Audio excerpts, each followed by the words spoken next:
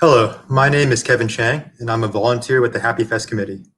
I'll be the moderator for this panel. If you have any questions for our guests, please comment in the YouTube comment section. We will answer them live. Any questions we don't get to, we forwarded to the filmmakers. I'd like to start off by giving a warm welcome to the director of A Chinese American Giant, the YC Hong story, Rick Quan, joining us from Hawaii. Thanks a lot, Kevin. Great to be here. Hopefully everyone enjoyed the documentary on YC Hong. Thank you for making the time to be here. It's a pleasure to have you. So personally, as someone who views myself as relatively knowledgeable about Asian American history, and as someone from the greater LA area, I actually didn't know anything about YC Hong. How did you first hear about his story, and why do you feel like his story is important to be told?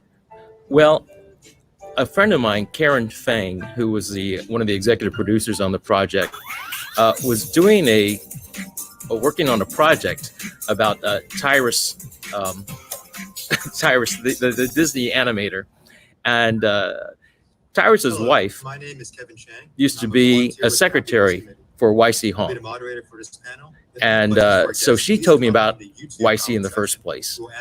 And so later I had a chance to visit LA Chinatown, and when I saw that his offices were still intact, it helped convince me that I could make a documentary about this person. Great to be here. Hopefully everyone enjoyed. By the way, you have video playing. Can you mute that real quick? Thank you for making time to be here. Okay, are we getting a reverb here? We're getting a little bit of reverb, yeah. Yeah. Myself as relatively knowledgeable about Asian American history, and as someone from the greater LA area, I actually didn't know anything about YC Hong. How about now? I think that's good. Okay, we're good now. Okay, sorry about that. It's all good. I don't know if I need to repeat that at all, but I don't know if you heard. So my friend Karen, now people will know twice. Yeah. So yeah. So she was doing a piece about Tyrus, and I found out that Tyrus's wife was a secretary to YC. And when I had a chance to visit LA Chinatown, I saw that they had preserved YC's offices to look just like they did back, in the day, and that the Huntington Library had also kept all his papers and photos and film. And so as a documentarian, I felt like I had the tools there to make a good visual documentary and tell a story. So you've actually made quite a few documentaries highlighting figures in the Asian American community. Yeah. What made you decide to focus on that sort of subject? And do you think your background in broadcasting sort of affects your filmmaking too? Well, certainly my background, having worked in broadcast TV for over 30 years, I've learned how to tell a story, learn how to ask the right questions, and just understand what makes a good story, I think. Being Chinese American, I think it was just a natural for me to focus on Asian American topics, people that like people that you don't know of, like you were mentioning, you had never heard of YC, and I just like to educate people in that way, give people recognition that I feel like they deserve. It seems like, unfortunately, a lot of these people I profiled are elderly, and they passed on like YC, but I still feel like their story needs to be told, just to educate the younger generations and all of us. Yeah, I think it's really important that we sort of see the figures that sort of pave the way for the rest of us. Right.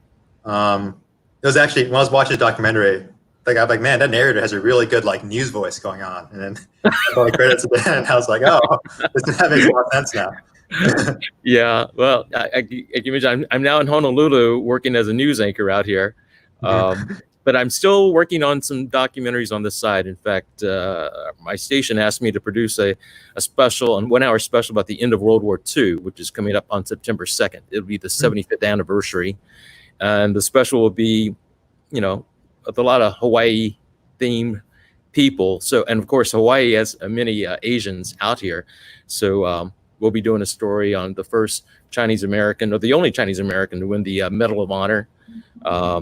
And the Congressional Gold Medal that's right now in the works. You may have heard about this for Chinese American veterans of World War II. We'll be doing a piece about that as well.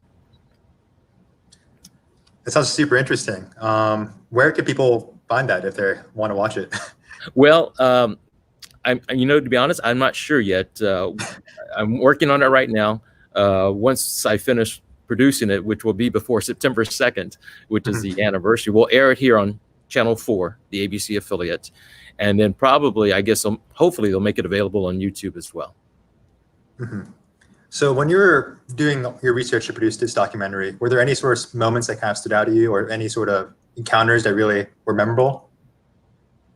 I think, again, just seeing his office looking intact, I mean, it really felt like you were stepping back in time. All the decor, just the bookshelves. He kept all his law school books. Those are all the original books there. It really felt almost like a museum in a way. So that really struck me, I think, the most. Mm-hmm. So when you're trying to choose your subjects for your documentaries, how do you normally come across them? In this case, it was in the process of making another one, and doing research for another one. But in most cases, how do you sort of find these sort of figures in history? It's weird how things work out sometimes. One documentary I did about a man named Al Young, who was the first world champion drag racer in the country. A friend of mine had started that project, and for one reason or another, he wasn't able to finish it. So he said, "Rick, I've shot some of it already, shot the interview, some good B-roll. Would you like to pick up the project from here and go on?" And Al lives in Seattle.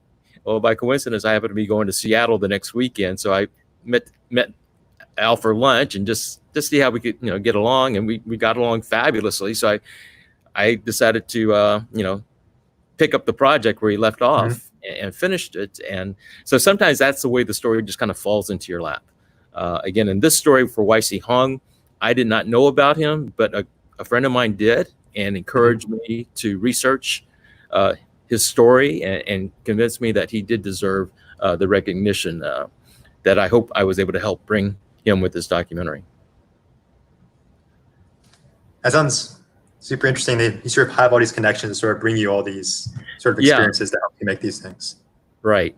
And I think people, after they know you make the documentaries, they're always sending me story ideas, saying, "Hey, I know about this person who did this." And I am intrigued by, certain pioneers, people who, chose careers that typically, Chinese, Asian Americans don't get into. So, I like to see that, we're not just stereotyped as engineers and doctors and businessmen, that type of thing, or tech people. But also be a broadcaster. Oh, broadcaster. Yeah, exactly. There's more of us. There's quite a bit of us, few of us now.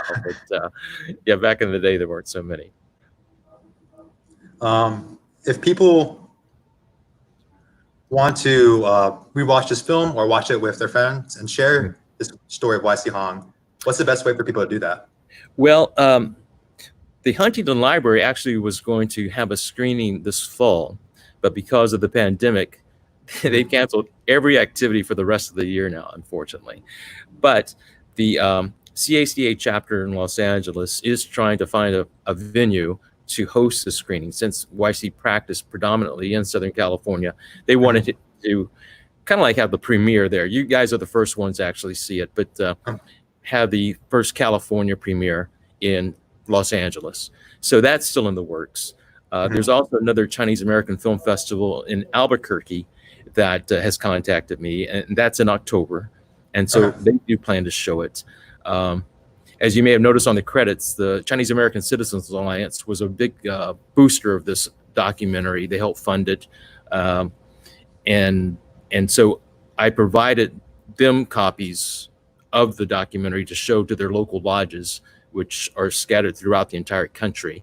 So I think, again, if it wasn't for this pandemic, we would have it out there a lot more right now. But it's, the pandemic just kind of shut down everybody. But maybe hopefully in a few months, they'll be able to host their own local screenings. Yeah, fingers crossed there. So we have a question from chat.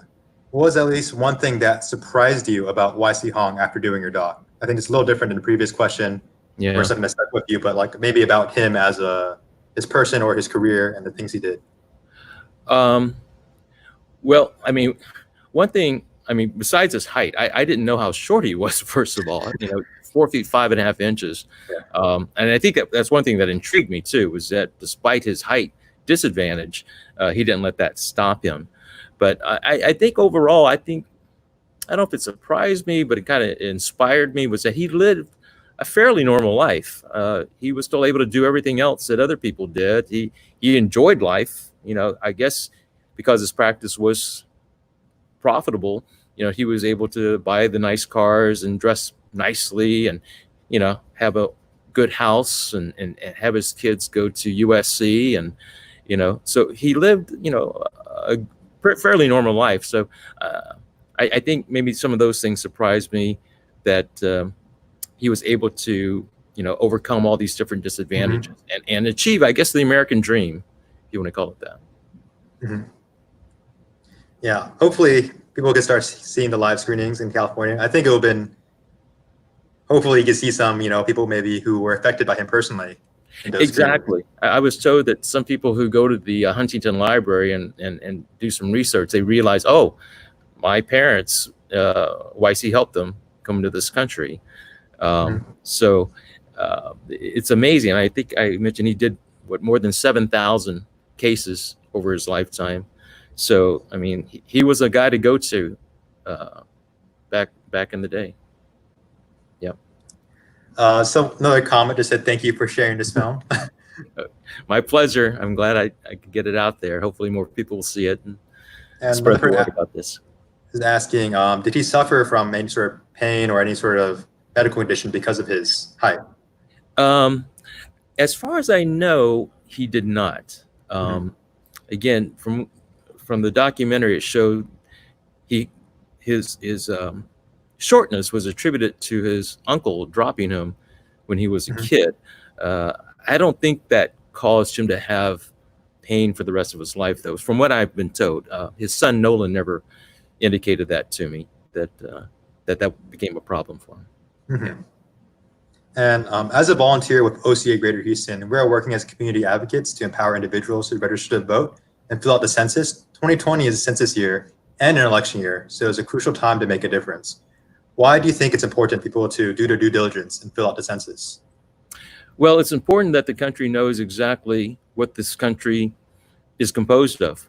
How many Asian Americans there are out here, how to appropriate the money properly, find out what needs really exist out there. That's been really important out here in Hawaii because we are so Asian-centric. They really encourage people to register for the census because they need to let the federal government know that the people in Hawaii do have certain needs and we want to be well represented. So, I mean, it's very easy to fill out the census. I did it myself. It only takes a couple of minutes. So I encourage you, once you get that form in the mail, to fill it out. You can fill out online this year too. Really quick. Yeah. Really easy. I was old school. I filled it out paper. Oh, okay. Anyway. Well, thank you for joining us today. We'll be taking a short break and getting into our second half of our films for today.